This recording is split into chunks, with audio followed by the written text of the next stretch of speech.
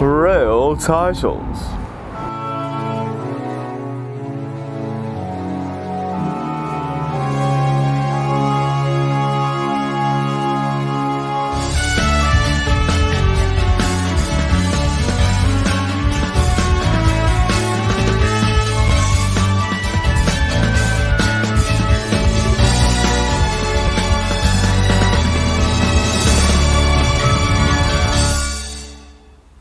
Hello, good evening to you. Welcome to Your Manchester with me, Michael. And you might have noticed things are looking just a little bit different at the moment. Whilst we're getting our brand new home set up just for you in a couple of weeks' time, we're out and about around Manchester for the time being. And things are also just a little bit quieter, that's right. Miss Belinda Scandal is off on her holidays and she's left me to do all of the hard work. Typical, I know that is a right scandal for you. I should have been invited. However, before she went away, she did prepare a lovely little film from the novelist Elizabeth Gaskell's house. That's in 2 parts throughout tonight's programme.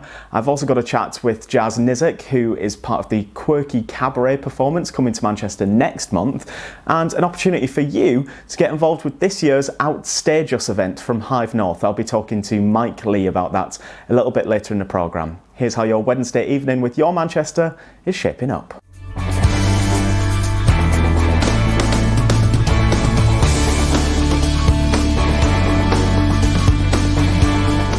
And I'm now joined by the lovely Jas Nisic to tell us all about something really exciting coming to Manchester next week. Hello to you, Jas. Hello. So what can you tell us about Quirky Cabaret? So it's our new venture. So we're wanting to start a new regular night that features a lot of variety performances. So next week, expect singing, original music, burlesque, poetry, and also to kind of keep the fun rolling and keeping its quirkiness, there's going to be like loads of classic pub style quiz games and lots of really silly, funky prizes to be won. Oh, fabulous. It sounds like a good night out to me. So how long have you been involved with this? So this is a really new project. So this is our first event in the style of this, but I've done cabarets since last July. I did the GM Fringe and I created my own cabaret about me getting dumped and just kind of fell in love with that. And I host a regular night called Ember at the Vixens, which is sold out the last 3 times, and I host that event. Where can people come down and see Quirky Cabaret? So the Quirky Cabaret is going to be at the Fitzgerald in the Northern Quarter at Stevenson Square. Doors open at 7:30 for you to get all the bevs in, and the show will kick off at 7:45. Oh, you've got to get the bevs in, haven't you? Yes. And of course, you said this is one of 2 shows. What can you tell me about the other date? So the first show is the Quirky Cabaret, but another thing that we're working on is in collaboration with Sonata Piano and Cabaret Lounge, and we're running an artist development scheme for artists in Manchester in the Northwest who are interested in getting into cabaret. So the way that we do cabaret is very much like storytelling and singing songs that are both interwoven. So our first scheme is going to be all about Mancunian artists, and it's called This Is the Place, after Tony Walsh's famous poem After the Manchester Bomb. Yeah. And we kind of want to spend the night celebrating Mancunian artists to kind of commemorate and give a nod to the fact that the Manchester bomb happened, and to celebrate that in a really positive way by giving a platform to Manchester artists to tell stories and songs. So part of the project is that participants will do a writing workshop, which is currently why I'm sat at the Royal Exchange Theatre. I've just finished one, and they'll do an acting through song masterclass, and then they'll work with an emerging musical director, and then Shabam, the show will be on the 24th of May at Sonata, 8 p.m. till 11. Oh, that's really exciting. So just before you leave us, can people get involved with what you do, and how would they go about doing that? Yeah, so all of our writing classes, master classes are all open to the public. So if you follow us on social media to be prod, you can find out how you can sign up to our next Acting Through Song masterclass. And we're going to be running a lot of these schemes throughout the year. So you can always join in. That looks brilliant, doesn't it? Now, time for a little bit of a history lesson. Our Belinda Scandal, before she jetted off on her jollies, went down to Ardwick to visit the novelist Elizabeth Gaskell's house. Take a look at this.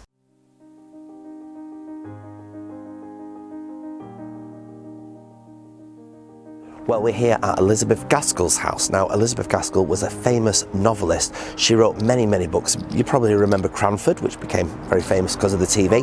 But actually, she wrote the first ever biography of Charlotte Bronte. And some say she helped Charlotte Bronte and the Brontes' myth increase, and the fame and the notoriety all came from this lady here. But why was she so important to Manchester? And why is she a legend that we should be celebrating more often? Let's find out by going into Elizabeth Gaskell's house. Okay, and here we are now with Lizzie. Now, Lizzie, what was this room used for? Well, it's called the drawing room, which is short for withdrawing room, and that was because the ladies after dinner would withdraw from the dining table, leaving the men to drink port and smoke cigars and tell risque stories. Elizabeth Gaskell, for example, would be entertaining people like Charlotte Bronte, Charles Dickens. The piano in the corner would be played by Elizabeth and all her 4 daughters, because playing the piano with sort of parlour music, polite music, was the kind of thing that most Victorian ladies are expected to do. What is this then behind us? We notice there's a box there. Oh yeah, this is a travelling writing box. So it's, well, I'd always describe it as the laptop of the 19th century, because you rock up somewhere, you want to do a bit of writing, say writing a letter, and you can lift up this little thing here and store your papers right here. You've got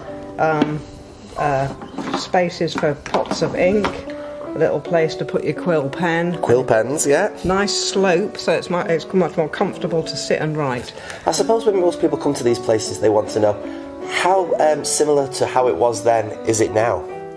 It's been recreated in a style that we hope reflects what we think it would have been like, although we don't have that many clues, apart from the research that's been done by experts in the field, and things like there were quite a lot of books written for the aspiring middle classes as to how to furnish your home, bit like a sort of how to. Yeah. We've got paintings that show interiors of middle class homes. We've got Mrs. Gaskell's descriptions in her novels of the average drawing room, that kind of thing. So we've done our best to source original patterns and original sort of furnishings.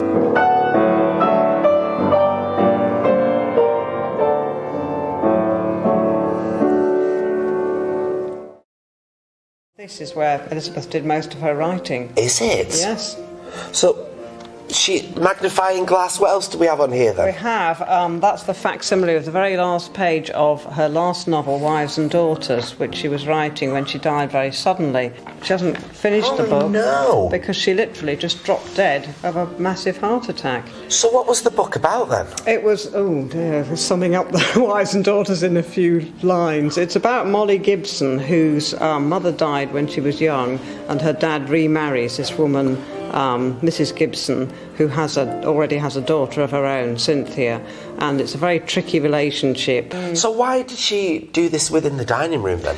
Because as a woman she didn't have a room of her own. So William Gaskell had a beautiful study that he could sit and shut himself away and write all his sermons and lectures and things, but women occupied the domestic sphere. They didn't have, it wasn't very common for women to be professional writers at the time. This is set for an informal family lunch. I'm sure you have lunches like this every day of the week. Yeah, right, yeah, definitely, yeah.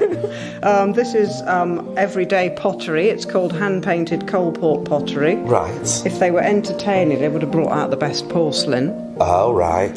And if you notice, we have a joint of meat. We have serving dishes with vegetables. We also have a tureen of soup on the table, so it meant that all the courses were on the table at once. And this is called dining à la française. Did you know much about it before you started volunteering? No, not at all, no. I think it was through knowing other volunteers who had already started here.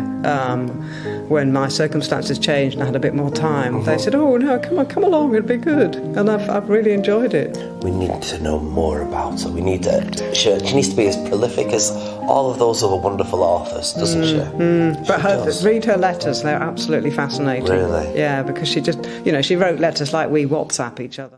Now, you may have noticed that Coronation Fever has hit our temporary studio this week, and that's because, of course, it is the King and Queen's coronation this coming Saturday. And everywhere you go around Manchester, there's flags up everywhere, and there's pictures of not only Charles but also Camilla and the rest of the royals as well. And well, there is one very famous street in our region that didn't want to miss out. So, as you know, I work down at the Cobbles, and all the way back in March, Coronation Street decorated their whole set for the coronation, and that's because they film roughly 6 to 8 weeks in advance. Now check out these photographs. Of course, the rovers with all the flags out.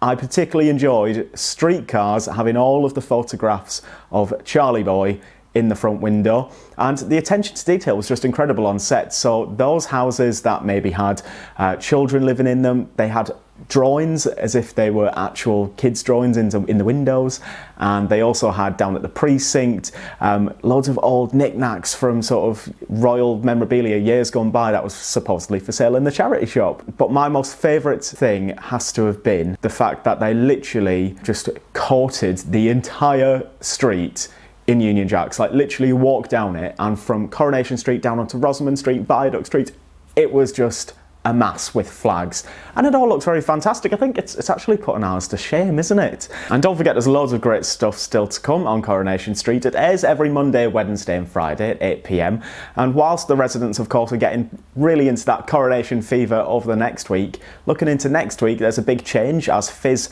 heads off for a new job down in Norwich. Of course, this is to facilitate Jenny McAlpine's maternity leave. There is more drama with Stephen Reid. When will that man be caught? And well, we've also got that storyline with Ryan's acid attack, and will Daisy be found out for impersonating Crystal on those messages? You'll have to keep watching, won't you? So if you're a regular viewer of Your Manchester, you'll know that we are big supporters of the company Hive North and all of their projects that they do. And I'm really excited now to be joined by Mike, who is executive producer at Hive North. Hello to you. Hello, Michael. How are you? I'm very good, my friend. So, of course, we've got Outstageus coming back, and it's so bizarre because I was just saying as well to our team that it just seems like 2 minutes ago since we last covered this. What can you tell us about this year's event? It does. It feels really quick. So normally we go September to September, but this year we thought we'd change it up, and we thought, why not do it in July? So we get some sunshine while we're rehearsing, while our audiences are coming to watch the show. So we've just opened submissions. We're looking for short pieces under 10 minutes of new LGBTQ plus writing. They should focus on a LGBTQ plus theme, and talk about our community in a way that perhaps we haven't seen on stage before. So for anybody who doesn't know about Hive North or doesn't know about Outstageus, what can you tell us about the team? So we've been around Manchester since 2004. We started as Hope Theatre Company all the way back then. We predominantly make work for and by LGBTQ people. So we do lots of work in schools. We've just done a schools tour of Tango's Big Adventure, which is, it uses puppets to talk to Key Stage 1 students all about relationships and different types of families. And it's so important, of course, to do pieces like that are so accessible to children, because, of course, 20 years ago, something like that just wasn't allowed because, of course, it was still under Section 28. Yeah, totally. And it also, it reached them in an accessible way, but it's not, it's also about saying that all families are different, you know, whether you've got two mums, two dads, whether you live with grandparents or whether you're adopted or fostered, you know, so it's really important that we celebrate difference from an early age, whatever those differences are. So we love doing that work, and it's something we're really, really proud of. But Outstageus is all about LGBTQ plus new writing, and we do an open submission process. Submissions are open now for writers to send us their scripts. We work with the writers over the course of a month to do some development on the scripts if they want to, you know, to sort of hone in on what they're trying to talk about. And then we rehearse it and put it on stage at the Lowry with a fantastic team of LGBTQ plus actors. So it's a celebration of queer joy, even when the topics are often quite tough, it's still an absolutely glorious environment to be in as a artist or as an audience member, really. So just lastly, Mike, obviously you are looking for submissions. How can people go about doing that? So if they go to our website, if they go to hivenorth.co.uk/Outstageus or find us on socials, all the details are there, including how long the script should be, how many characters, the fee that will pay the writers. It's really important to say that everybody in the project is paid. So all the details are there, including the closing date. Sounds good to us. And bring on July. Indeed, we're really looking forward to seeing what the community wants to say to people. Well, I'm afraid to say that is it from us for this week. I'm back next Wednesday with Belinda. Very interested to hear how her holidays have gone. I wonder whether she's had any trouble getting in or out of a hammock. And don't forget, you can catch up on 5 years worth of Your Manchester goodness over on our YouTube channel. Loads of celebrity interviews and of course loads of exclusives as well. And why not indulge in some behind the scenes goodness by giving us a follow on our social media. We're at Your MCR. Now, before we go, we've got the final part of Belinda's piece from Elizabeth Gaskell's house. But from me here in our temporary studio for this week, I hope you have a wonderful weekend ahead. A wonderful coronation weekend ahead, and I'll see you again soon. Bye-bye. What room are we in here now then? This was William Gaskell's study. So William Gaskell was Elizabeth Gaskell's husband. Yeah. When you come in the house, this is actually in what's really the public part of the house. So he had a lot of students that he taught, and they'd wait outside for him. He'd have a lot of meetings in this room. So it really was his private domain. These seem to be everywhere. They are quite the fascination for me. Well, it's a writing family, isn't it? So, you know, we're surrounded by writing slopes and pens. And, I mean, William Gaskell himself edited the Unitarian Herald. He wrote his sermons, he taught. So, you know, he was a great writing man. The portrait of him, I think, is really interesting. And that's loaned to us from Manchester Art Gallery. He was the chairman of the Portico Library. Oh, yes. You know the Portico Library? Yeah, we know that very well, yeah. In Manchester. He was the chairman of the Portico Library for very many years. And in fact, you can trace through, when you look through the records of the Portico Library of what books he's taking out. You know, they write down the books that they're taking out. Okay then, so this is the bedroom. This is their bedroom. When the last of the daughters died in 1913, there was a move to make this into a historic house, which failed. And all the contents, everything was auctioned, which is bad news in that everything was auctioned, but the good news is we've got some really good detailed lists of what was auctioned. What was that, yeah. And this bed is very similar to the one which is described in quite some detail in the auction list. Elizabeth Gaskell would have never known a clothes hanger. Clothes hangers weren't invented until the 1880s, so she'd have never had a coat hanger. Let me show you in the wardrobe what she'd have known. So this is a Victorian wardrobe that's obviously been customised to put coat hangers in. But can you see the pegs here? The pegs. That's what she'd have known to hang her clothes on. We also have in here her wedding veil. We don't have a lot that is hands, but we know that was the wedding veil that she wore when she was married in the church in Knutsford.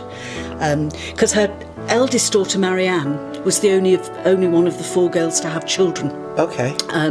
But Marianne's great-great-great-granddaughter is a real supporter of the house and has given us certain of the things that have been passed down. So the family line's still continuing. Oh yeah. Amazing. Oh yeah. When she describes this room, she describes it as having a blue floral wallpaper.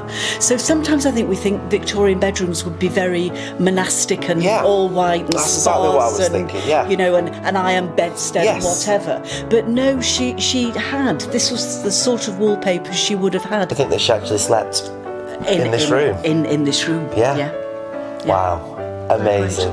Well, that is absolutely fascinating, and it's definitely reaffirmed my opinion that this is a lady that should be celebrated a whole lot more. It's It's just amazing. Make sure you come and check this out. It's open daily. This is Elizabeth Gaskell's house. Enjoy it. It's a fabulous place.